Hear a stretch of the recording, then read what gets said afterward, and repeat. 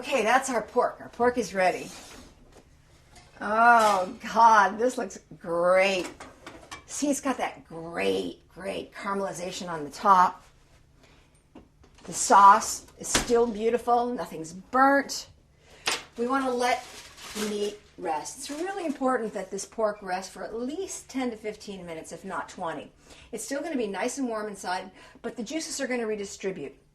Right now, because of the intense heat and the pork being in the oven, all of the juices are at the edge of the pork because they're protecting the internal temperature of the pork. By letting it rest, those juices relax and they go back into the pork so that when you slice into that meat, it's tender and juicy. So I'm just going to lightly put a little foil over it. Let this rest for about 10 to 15 minutes.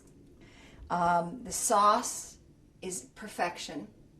That's going to be draped over our pork, and we'll be ready to plate this. And gosh, if we're really lucky, we'll be ready to taste this because it's a really nice combination.